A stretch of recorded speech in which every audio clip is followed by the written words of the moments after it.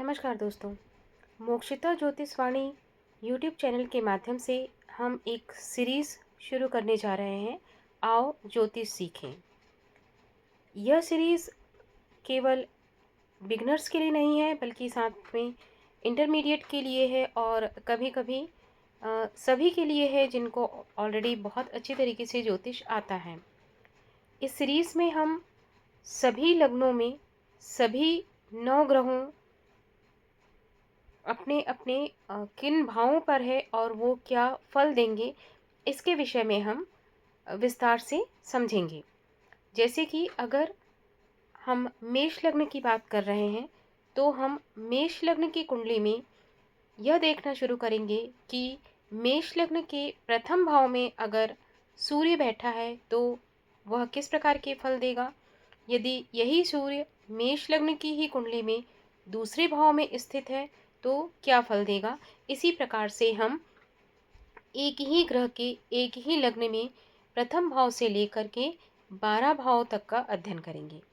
बिल्कुल ऐसा ही सूर्य के बाद हम चंद्रमा, उसके बाद मंगल, फिर बुध और इसी प्रकार से सारे 9 ग्रहों का इन प्रत्येक लग्न के 12 भाव में होने पर क्या क्या फल प्राप्त होंगे, उसे हम इस सीरीज़ के अंतर्गत देखेंगे।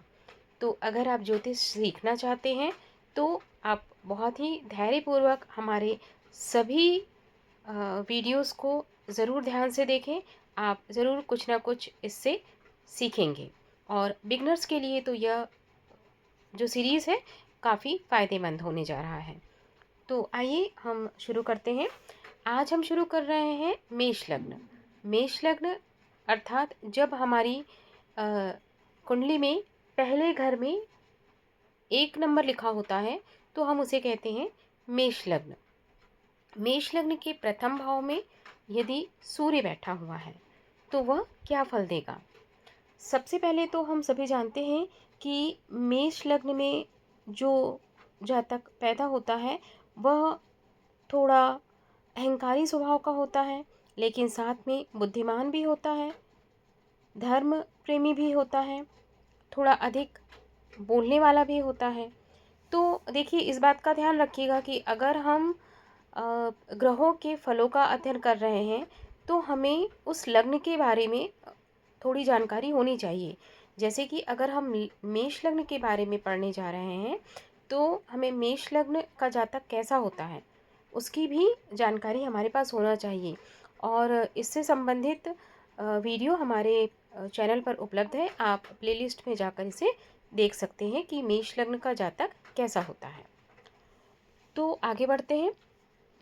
जैसा कि मैं बताने जा रही हूँ कि मेष लग्न के अगर प्रथम भाव में सूर्य बैठा हो तो वह कैसा फल देगा। तो इस भाव में सूर्य जो है वो अपने मित्र मंगल की राशि में है, अर्थात यहाँ पर सूर्य क्या है, अपनी उच्च की राशि में बैठा हुआ है। सूर्य मंगल में उच्च का होता है, जिसके कारण जो जातक है वो तेजस्वी होता है, साहसी होता है और विद्वान होता है, थोड़ा स्वाभिमानी होता है। और अगर हम ये देखें कि चूंकि सूर्य यहाँ पे पहले भाव में, पहले भाव को हम क्या कहते हैं, तनु भाव कहते हैं, तो हम यह भी कह सकते हैं कि ऐसा जातक जो क्या होगा, हृष्ट पुष्ट होगा और साथ में कठोर परिश्रम करने वाला होगा। सूर्य जो है वो आत्मा का कारक है, महत्वाकांक्षा का कारक है, साथ में हम इसे पिता का कारक भी कहते हैं और विवाहित महिला की कुंडली में हम इसे पति का कारक भी कहते हैं। तो देखिए, इस प्रकार से आपको थोड़ी थोड़ी जब सारी बातों का नॉलेज होना चाहिए, तब हम जा कर के किसी लग्न में किसी भाव में कोई ग्रह बैठा है तब हम उसका फलादेश बहुत अच्छी तरीके से कर सकते हैं। तो अगर सूर्य मेष लग्न में प्रथम भाव में बैठा हो तो हम यह भी कह सकते हैं कि जो जातक होगा वो व्यवहार कुशल होगा, महत्वाकांक्षी होगा और धैर्यवान भी होगा।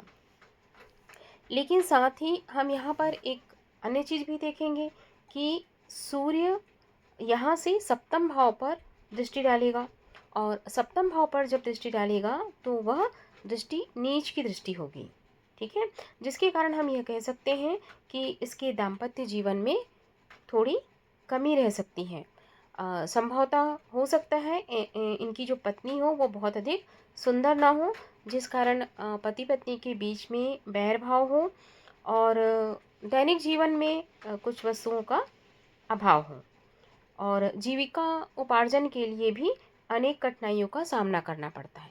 लेकिन साथ में हम केवल सूर्य का प्रथम भाव में उपस्थित होने से ही इन सभी बातों को 100% नहीं कह सकते। हमें साथ में यह भी देखना पड़ता है कि सूर्य की स्थिति क्या है? क्या सूर्य पर किसी अन्य पाप ग्रह का प्रभाव पड़ रहा है? क्या दृष्टि पड़ रही है? या कोई अन्य और शुभ ग्रह जैसे कि गुरु हैं, उनकी दृष्टि पड़ रही है। तो इस प्रकार जो संपूर्ण जो एनालिसिस होगा वह इस आधार पर होगा जब हम सारे 12 भावों पर जो भी ग्रह पॉजिटिव होंगे उसके अनुसार ही फिर हम 100% जो प्रेडिक्शन है वो कर सकते हैं।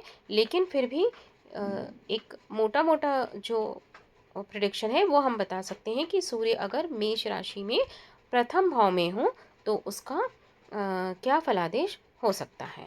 अगर आपको हमारा यह सीरीज़ अच्छा लगा हो तो कमेंट बॉक्स में हमें ज़रूर बताएं और साथ में हमारे यूट्यूब चैनल को सब्सक्राइब करें।